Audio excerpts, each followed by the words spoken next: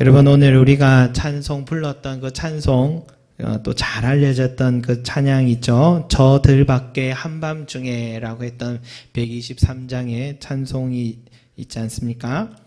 여러분, 영국에서 시작된 캐롤이랍니다. 영국에서 시작됐는데 작곡자는 누군지는 알지 못합니다. 누군지 모르지만 참 좋은 곡을, 아름다운 곡을 지은 것 같아요. 그런데 1871년에는 이 곡이 누군가에게 좀 편곡이 되어서 지금까지 우리가 부르고 있습니다. 여러분, 전 세계 교회와 믿지 않는 사람도 이 찬양은 노엘 노엘 다 알아요. 그죠? 다 부르고 사랑받는 찬양입니다. 근데 그 영어 제목이 보니까 The First Noel, The Angel Did Say 라고 그렇게 나와 있습니다. 노엘, 노엘. 끝에 있는 노엘이라는 이 단어가요, 영어도 아닙니다. 영어도 아니고 도대체 이게 뭘까? 우리 늘 부르긴 불렀는데 무슨 뜻인지를 제가 궁금해서 한번 찾아봤습니다. 보니까 이게 한두 가지 의미는 아니에요. 다양하게 의미가 퍼져 있습니다. 어떤 사람들은 생일이다라고 말을 합니다. 견해가 있습니다. 생일이라는 견해가 있고, 라틴어에 이 탄생이라는 나타히스라는 그런 단어에서 파생되었다라고 그런 견해가 있습니다. 생일이라는 견해가 있고, 또 두 번째는 뉴스의 고어인 이 노벨라라는 이 단어에, 이게 소식이란 단어랍니다. 여기에서 파생되었다. 노벨라라는 단어에서 파생되어서 이 노엘이 소식이다라는 의미도 갖고 있는가 봅니다. 그리고 마지막으로는 노엘이 뭔가, 또 어떤 사람들은 now well이라 해서 지금 평안하다, now well 해서 지금 잘 지낸다, 평안하다, 지금 평안하다, 그런 뜻으로 now well을 줄여버리니까 노웰이 되는 거예요. 그래서 지금 편안하다, 평안하다라는 그런 뜻을 또 갖고 있다는 견해가 있습니다. 그래서 생일, 또 소식, 지금은 평안하다라는 이 세 가지 의미를 한번 적용해서 이 오늘 찬송가의 제일 위에 영어로 되어 있는 이 문장을, 제목을 번역을 해보면, 첫 번째는 생일이라는 의미를 넣으니까 이래 되는 거죠. 천사들이 예수님의 첫 생일을 전했다, 이렇게 번역해 볼 수도 있고, 두 번째 소식이란 단어를 또 넣어보니까 천사들이 최고의 소식을 전했다라는 의미로도 번역해 볼 수 있겠고, 세 번째에 이 뭡니까? 지금 평안하다라는 의미를 넣어보면 천사들이 진정한 평안을 외쳤다, 이렇게 번역을 해볼 수가 있는 것 같더라고요. 제가 잘못 번역할 수도 있습니다. 어쨌든 이 세 가지 의미를 다 넣어보니까 이 찬송 가사의 이 제목이 이렇게도 번역될 수 있어서 사람들은 각각의 뜻을 갖고 있구나 하는 생각을 하면서 이 세 가지 의미를 하나로 한번 뭉쳐보니까 노엘이라는 단어는 큰 기쁨의 좋은 소식, 큰 기쁨의 좋은 소식이다라는 한 짧은 문장으로 요약해 볼 수 있겠다 싶더라고요. 그런데 여러분, 천사들이 이 큰 기쁨의 좋은 소식을 누구에게 가장 먼저 전했는가? 이것이 참 중요하지 않습니까? 오늘 성경에 보면은 그 천사들이 큰 기쁨의 좋은 소식을 제일 먼저 전한 곳은 너무나도 뜻밖의 장소요, 너무나도 뜻밖의 사람들이었다라는 것입니다. 물론 동방 박사들도 이 소식을 듣고 찾아왔지만 그보다도 더 먼저 초대를 받은 사람들이 있다라는 것입니다. 그 사람이 누구냐? 오늘 말씀에도 나왔고, 오늘 123장 찬송가에 나왔듯이 저 들밖에 한밤중에 양틈에 자던 목자들, 천사들이 전하여 준 주 나신 소식 들었네. 노엘, 노엘, 노엘, 노엘. 이스라엘 왕이 나셨네. 라는 이 가사와 같이 하나님은 큰 기쁨의 좋은 소식을 천사들을 통해서 저 들밖에, 성전도 아닙니다. 예루살렘도 아니라 저 들밖에, 그리고 양들을 지키고 그 틈에서 피곤해서 잠자고 있던 목자들, 그들에게 전하라고 하셨다라는 것입니다. 참 뜻밖의 장소요, 뜻밖의 사람들 아닙니까? 우리는 이 부분에 놓고 참 아름답다, 목가적이다 뭐 이렇게 넘어갈 것이 아니라 왜라는 단어를 한번 던져볼 필요가 있습니다. 왜 목자들이냐? 왜 목자들에게 제일 먼저 이 기쁜 소식을 전했느냐? 그 당시에 성경을 늘 연구하고 예수님 오실 날 메시아를 기다린 사람들도 무척 많았을 텐데 그 사람들이 아니고 또 지도자들이나 뭡니까? 선지자들도 아니고 저게 왜 들판의 목자들인가 하는 생각을 우리가 오늘 생각해 볼 필요가 있다는 것이죠. 그 첫 번째 이유가 오늘 한번 나눠보고 싶은데, 이 들판의 목자들이 어떤 사람들이냐면 그 당시에는 아주 사회적인 지위가 낮은 사람들입니다. 천대받던 사람들입니다. 목자들은 천대받던 사람들입니다.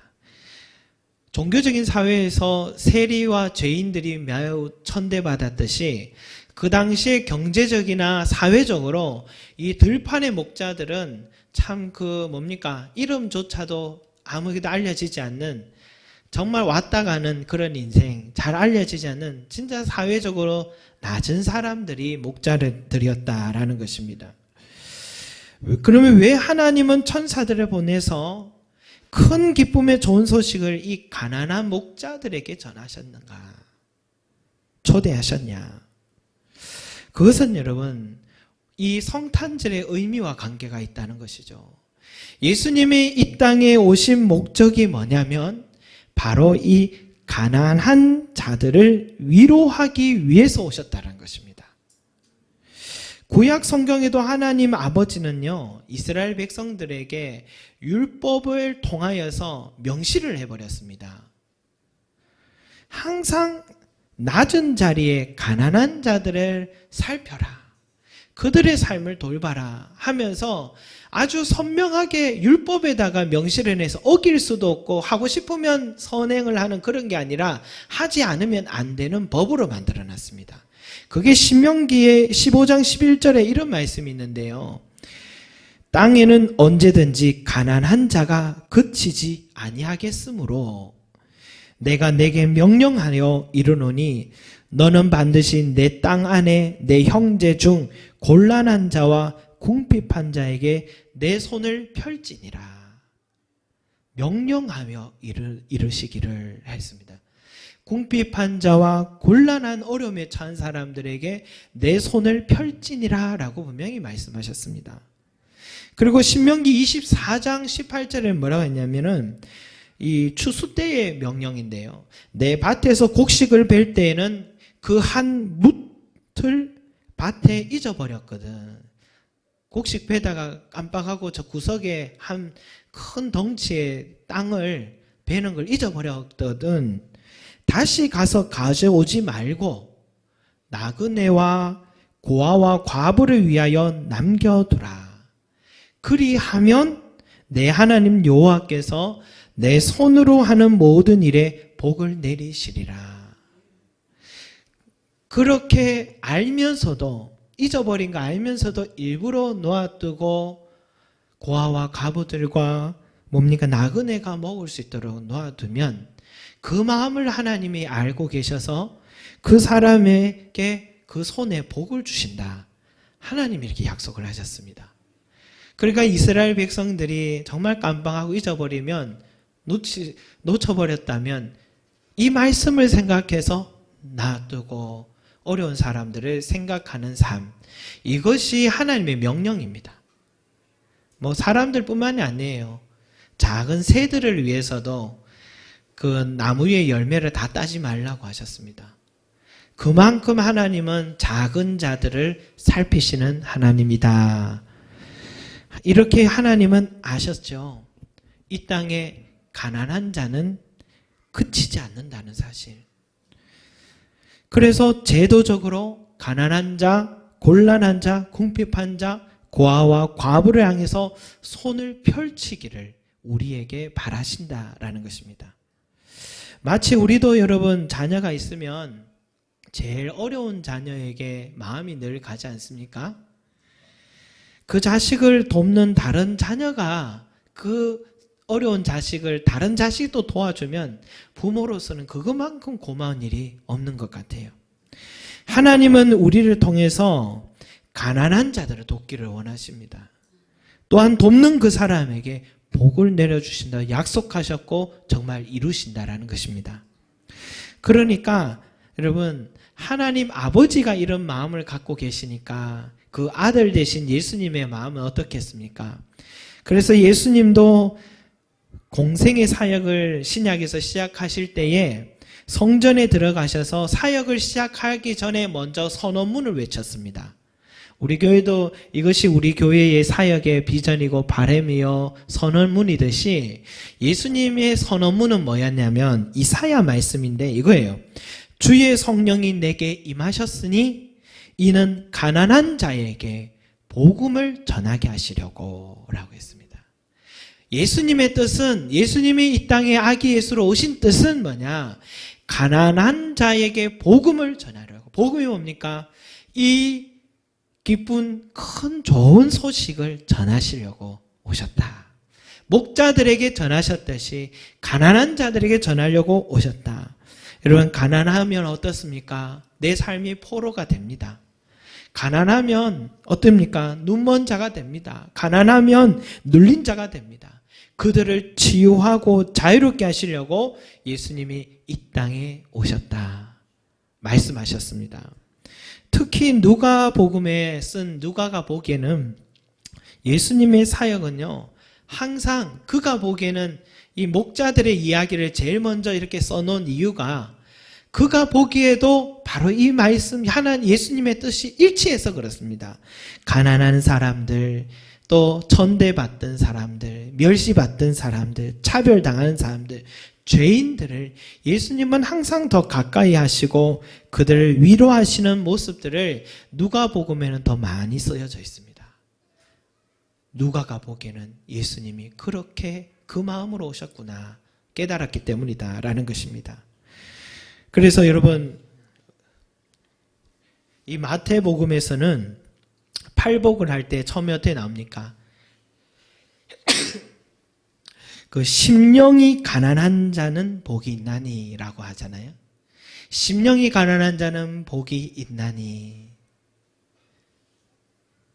그런데 누가복음에 그렇게 안 써 있습니다. 심령이라는 단어를 빼버렸습니다. 가난한 자는 복이 있나니 라고 했습니다. 심령이란 글자 들어가면 왠지 좀 마음이 가난한 사람으로만 나오니까 예수님은 그게 아니다 이겁니다. 실제로 가난하고 어려운 사람들을 돕기 위해서 오셨다. 실제로 가난한 자가 복이 있다. 저희가 위로를 받을 것이다. 이것이 누가가 본 예수님이 이 땅에 오신 목적이다라는 것입니다. 단도직입적이죠. 심령 뭐 이런 단어 안 들어가고 바로 직선적으로 얘기합니다. 가난한 자는 복이 있다. 너희 가난한 자는 복이 있나니 하나님의 나라가 너희 것이요. 지금 줄인 자는 복이 있나니 너희가 배부름을 얻을 것이요. 지금 우는 자는 복이 있나니 너희가 웃을 것이며. 지금 여러분 우리가 배고픔과 지금 우리가 눈물 흘림과 지금 내가 가난한 것은 여러분 복이라는 사실을 잊지 마시기 바랍니다. 왜냐? 주님이 오셨기 때문입니다. 이것은 성부, 성자, 성령 삼일체 하나님의 관심이 어디 있는지 우리에게 분명하게 말씀해 주십니다.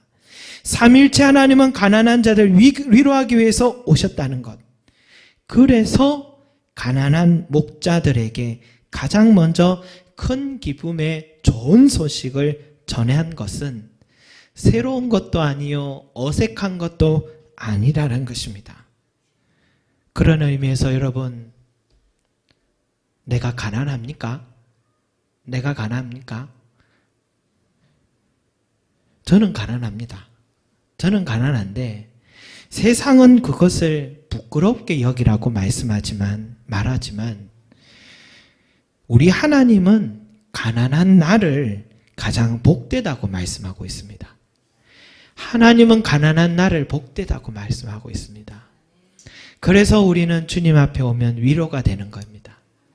주님 안에서만 참된 소망이 있고 기쁨이 있는 것입니다. 세상 나가면 그걸 복되다 하지 않습니다. 그러나 주님 안에는 복되다고 말씀하고 있습니다.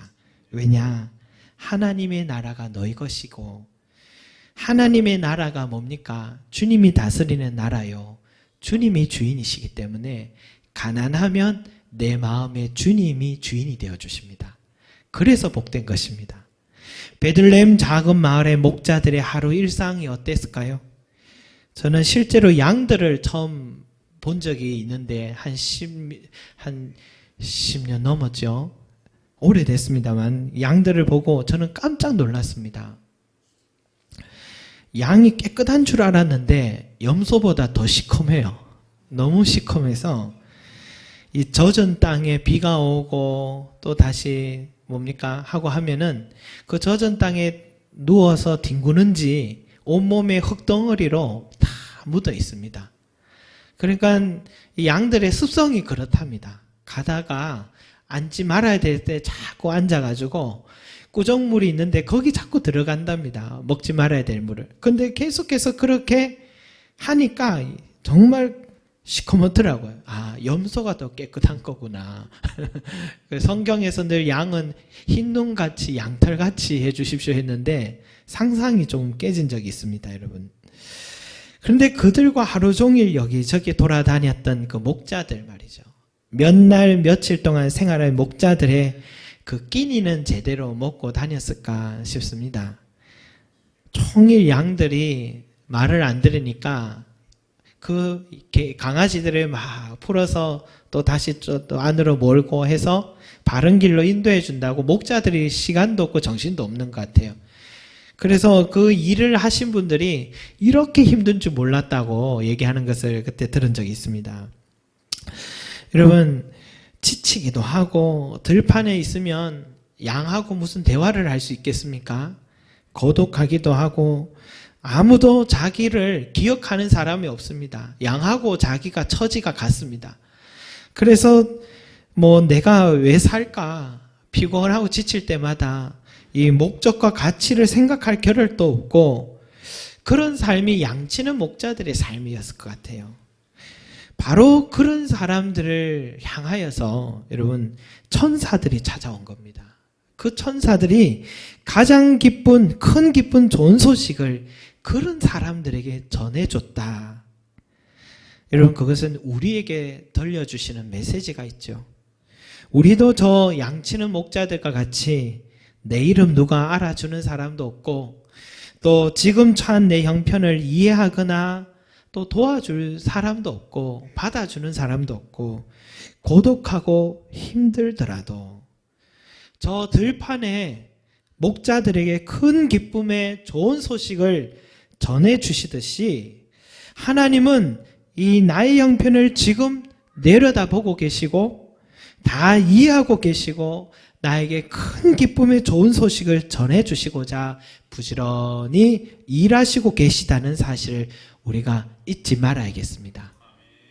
하나님은 가난한 나를 찾아와 나와 함께 해주시고 나의 눈물도 닦아주시기 원하고 나의 모든 필요들을 공급해 주시기를 원하는 하나님이다 라는 사실을 오늘 이 목자에게 찾아온 천사들의 좋은 소식은 바로 우리에게 들려주시는 이 말씀입니다.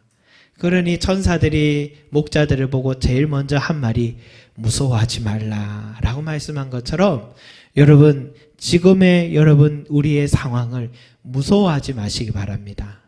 왜냐? 큰 기쁨의 좋은 소식을 우리에게 들려주시기 때문이다 라는 것입니다. 그런데 여러분 저는 이 목자들에게 찾아온 하나님의 마음도 감사하지만 이 목자들의 모습에서 한 수 배워야 된다 생각합니다. 왜냐하면 이 15절 말씀 한번 같이 읽어볼까요? 오늘 말씀 15절 말씀 시작. 천사들이 떠나 하늘로 올라가니 목자가 서로 말하되 이제 베들레헴으로 가서 주께서 우리에게 알리신 바 이루신 일을 보자 하고, 그리고 16절에 들어가면 빨리 가서 라고 나왔습니다. 목자들이 우리에게 보여준 귀한 모범이 바로 여기에 있습니다. 여러분, 저는 만약 천사들이 목자들에게 이 소식을 전했는데 목자들이 그런가 보다 하고 그 자리에 주저앉았다면 오늘 성경에는 이 목자들의 이야기가 나오지 않았을 것입니다. 목자들의 이야기가 나온 데는 바로 여기 있지 않나 생각합니다. 빨리 정말 그 예수님을 보기 위해서 달려나간 태도, 여기에 있다고 봅니다. 여러분, 우리가 예수님이 이 땅에 오셨습니다. 예수님이 이런 분이십니다. 큰 기쁨의 좋은 소식을 우리도 지금도 세상에 밖에 나가서 전해보시면, 그런다고 해서 정말 그러한가 싶어 달려오는 사람은 별로 없는 것 같아요. 거의 대부분 없습니다. 저도 전도를 해보니까 2년 3년 계속 해보지만 우리가 이 기쁜 소식을 전했다고 해서 달려오는 목자들처럼 달려오는 사람은 대부분 잘 없습니다. 거의 없습니다. 필요로 하지도 않고 내가 구원받아야 될 존재인지도 잘 모르고, 또 나는 목적이 예수님 없어도 괜찮다, 평안하다, 그렇게 생각을 하고 살아가고 있습니다. 그렇지만 여러분, 목자들은 이 소식을 들은 후에 마치 그들이 기다렸다는 듯이 바로 아기 예수께로 달려왔고, 듣고 본 모든 것을 향하여서 하나님께 영광을 돌리고 찬송을 했다라는 것입니다. 여러분, 이것이 목자들이 우리에게 보여준 가장 귀한 모범이요 모델입니다. 그들이 유일하게 가장 잘한 것, 예수께로 달려나온 것. 자신의 삶의 처지는 아무것도 소망도 없고 바라볼 것도 없고 의지할 것도 없는 자신의 너무 고단한 지친 삶이지만, 그 소식을 듣자마자 예수께로 달려온 것이 목자들이 우리에게 보여준 가장 귀한 모범의 삶이다라는 것입니다. 이번 주 목요일 날에 제가요 시찰 목사님 모임을 갔습니다. 이번 주는 특별히 어디로 갔냐면 다정한 교회로 가게 됐습니다. 다정한 교회 김종순 목사님은 우리 지난번에도 간암 말기로 생명의 또 위기에 지금 처하여서 큰 수술을 해야 됐고, 그리고 치료하는 그런 과정에 계셨던 목사님인데, 그때 정말 어려웠다고 했는데 지금 수술이 참 잘 마치신 것 같아요. 마치시고 지금 병원에서 이제 나와서, 병원에서 자꾸 주사로 또 약으로만 처방하니까 자꾸 체력이 떨어지고 기능들이, 장기의 기능이 떨어져서 사모님이 직접 집에서 그 필요한 영양소들을 다 준비해서 억지로라도 먹이고 하니까 목사님이 간 수치도 참 많이 좋아지고 회복되어 가시는 그런 모습을 보고 하나님께 같이 감사 예배를 드렸습니다. 그러면서 그 목사님께서 참 이제는 모든 게 새롭게 보인답니다. 하루하루가 감사하고, 지금 만나는 그 사람이 너무너무 감사하고, 죽음 앞에 섰다가 다시 서니까 너무 새로운 것이 보였었던 것 같아요. 그래서 그 모습 보고 참 깨달음 많이 얻게 됐는데, 식당에 가서 식사를 하게 됐습니다. 그런데 우리 앞에 그 목사님의 사모님이 저희 부부 앞에 딱 앉아 계셨어요. 그리고 또 그 옆에는 또 몇 년 전에, 오래되지 않았지만 또 한 목사님이 뇌출혈로 또 죽음 앞에 서셨다가 다시 지금 회복하시는 목사님의 사모님. 그러니까 두 사모님과 저희가 앉았죠. 그러니까 저희가 지금 마주보고 있는 분들은 보통 분들이 아니었습니다. 인생에 정말 깊은 심연에 들어가셨다가 다시 나오신 분들이기 때문에 두 분의 이야기를 듣고 있으면 저희들은 할 말이 없더라고요. 두 분의 이야기 앞에서는 저희는 봄날에 산보하는 수준이었습니다. 그래서 이야기를 가만히 듣고 있었는데 두 분은 그저 눈빛만 봐도 서로의 마음을 아셨습니다. 공통점을 갖고 있습니다. 아파 본 사람이 안다라는 것 같아요. 목사님이 쓰러지시니까 어떤 말로도 위로가 안 되더랍니다. 누가 찾아도 위로가 안 됐습니다. 그런데 참 위로가 된 거 하나 있다면 기도해 주실 때, 기도해 주신다고 하고 또 와서 기도해 주실 때는 위로가 되었다. 왜냐? 하나님만이 내 남편을 살릴 수 있기 때문에. 자신들도 성도들을 가르쳤다고 합니다. 사모님도 가르쳤는데 그때 기도에 대해서 가르칠 때 기도는 내 뜻이 아니라 하나님의 뜻을 구하는 것이다. 내 뜻대로 마음시고 아버지의 뜻대로 하옵소서라고 기도해야 된다라고 가르쳤는데 막상 내 앞에 큰 어려움이 찾아오니까 그런 기도가 안 나오더랍니다. 그런 기도는 안 나오고 아무 생각도 나지 않고 어떤 것도 위로가 되지 않고 그저 나의 기도의 내용은 바로 이겁니다. 살려주십시오. 살려주십시오. 이것만 기도하더랍니다. 정말 그 기도가 진실한 기도 같아요. 여러분 이기적인 기도고 또 하나님 뜻을 구하는 기도 그게 중요한 게 아니고 진짜 기도는 야곱과 같이 하나님의 삿발을 잡고 허락할 때까지 놓지 않고 살려달라고 부르짖는 거 그게 진짜 기도 같아요. 여러분 기도는 이론이 아니라는 것을 이 사모님들의 얘기를 들으면서 다시 깨닫게 됐습니다. 그런데 두 분들이 다 그렇게 기도했을 때에 이 불가능하다고 했던 그 두 목사님이 다 저렇게 다시 회복되시고 살아나시고 지금은 목회 일선에서 다시 일하고 계신 거예요. 저는 어떻게 두 목사님이 살아나셨나 가만히 두 분의 이야기를 들어보니까 사모님들 얘기 들어보니까 저 가난한 사모님들의 간절한 기도 때문이었구나. 그 가난한 사모님들의 간절한 기도. 마음도 가난하고 이제 남편 돌아가시면 의지할 곳 없는 사모님의 처지도 가난하고 아무것도 의지할 수 없는 그의 마음의 간절한 눈물의 그 기도. 하나님은 그거 외면 못 하시는구나. 그래서 죽을 수밖에 없는 상황도 살리시는구나. 하나님이 그런 분이신 것을 다시 한번 깨닫게 되었습니다.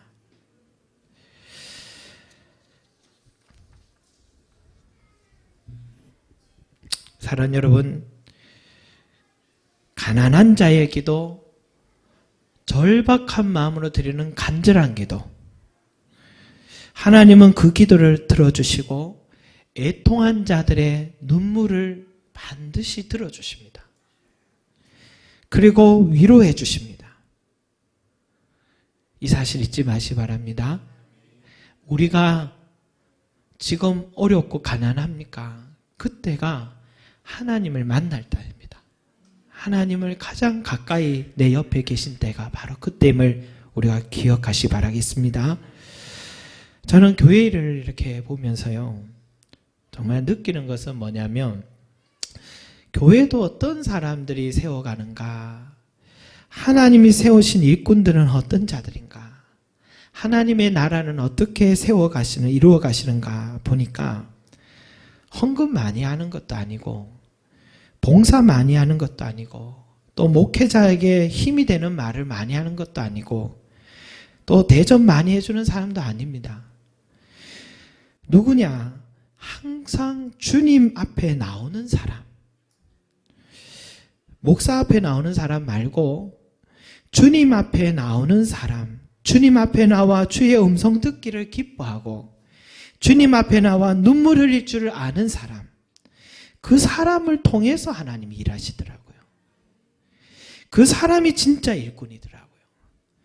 그래서 지금은 뭘 보게 되냐면 예배의 자리, 기도의 자리를 정말 사모하는가, 그 모습 보면 아름답게 서가시는구나, 하나님의 은혜가 부어지시겠구나 하는 것을 느끼게 됩니다. 왜 그러냐? 내 삶을 건져낼 자는 오직 하나님밖에 없고 이 교회를 세우는 분도 하나님밖에 없었기 때문입니다. 예수님 앞에 나오는 그 걸음만이 주님의 몸된 성전을 향해 걸어 나오는 그 첫발이 은혜의 시작이요 기적의 시작이기 때문입니다. 이런 우선순위가 되지 않는 사람은 절대로 은혜를 받을 수가 없다는 것을 알게 되었습니다. 아까 전에 말씀드렸던 그 사모님들의 말씀과 같이 절망적인 순간일 때 누군가를 찾아와도 어떤 말을 들어도 위로가 되지 않지만 기도해 줄 때는 위로가 되었고 그 기도가 하나님의 역사를 이루었다라는 것을 들었기 때문입니다. 사람을 살리는 것도 하나님이요, 우리 가정의 위기와 문제를 살리는 분도 하나님이요, 이 교회와 나라를 세우는 분도 오직 하나님이시라는 사실을 믿으시 바랍니다. 누가는 우리에게 목자들을 통해 다양한 깨달음을 주셨죠. 마지막으로 누가가 목자들이 빨리 아기 예수께 달려가는 것을 기록한 이유, 빨리 가서라는 이런 단어를 썼던 이유, 여러분 우리가 놓치지 마시기 바랍니다. 내 인생도 목자들처럼 초라한 삶이라 할지라도 주님 앞으로 달려가면 주님은 작고 작은 내 삶을 통해 영광 받으신다는 사실, 찬송하던 그 목자들과 같이 내 삶에도 찬송의 제목들이 매일마다 샘솟게 하여 주시고 기쁨과 기적이 일어나게 도와주신다는 사실 잊지 마시기 바랍니다. 여러분 주님 앞으로 달려 나오십시오. 그것이 아기 예수께 달려간 목자들이 우리에게 가르쳐준 깨달음입니다. 신앙은 이론도 아니요 또 흉내도 아니라 행함에 있다라는 것을 대림절 기간을 통해서 여러분 이 특별히 대림절 기간을 통해 내 삶의 문제를 해결해 주시고 또 건져내 주실 분은 오직 예수 그리스도께만 있다는 사실을 다시 한번 깨달으시고 한 걸음으로 주님께 달려오시는 저와 여러분이 되시기를 소망합니다. 왜 목자들이 이 땅에 이렇게 예수님께로 달려왔는지 우리가 이 첫 번째 이유를 꼭 기억하시길 바라겠습니다. 우리 다음 주는 두 번째 그 이유를 함께 나누도록 하겠습니다. 기도하겠습니다. 사랑과 은혜가 많으신 아버지 하나님, 목자들에게, 가난한 자에게 하나님은 찾아오셨습니다. 그리고 그들에게 가장 좋은 소식, 큰 기쁨의 좋은 소식을 전하여 주셨습니다. 주여, 이 말씀이 오늘 우리에게 큰 위로가 됩니다. 아무도 내 형편과 내 이름을 알지 못하는데 하나님은 지금도 나를 알고 계시고 내 머리카락도 세고 계시고 내 형편을 이해하고 또 도우시기를 원하시는 분이심을 다시 한번 깨닫게 됩니다. 또한 목자들과 같이 그 소식을 들은 후에 바로 달려간 것처럼, 그리고 달려갔을 때에 메시아를 보고 예수 그리스도를 보고 그 삶에 찬송할 이유를 찾게 된 것처럼, 기쁨으로 영광 돌린 것처럼 아버지 하나님이 오늘 우리의 삶이 주님께로 달려오는 삶이 되게 하여 주시고 주님 앞에 아버지 하나님 한 걸음 더 빨리 다가와 하나님이 주시는 은혜를 누리는 우리의 삶이 될 수 있도록 도와주시옵소서. 오늘 이 자리에 나온 우리 성도들, 주여 이런저런 많은 일들이 있었지만 모든 것을 뒤로하고 주님 앞으로 달려왔습니다. 주여 붙들어 주시고 인도하여 주시옵소서. 아버지 하나님, 오늘도 우리의 삶을 책임져 주시길 원합니다. 감사드리고 예수 그리스도 이름으로 기도드립니다. 아멘.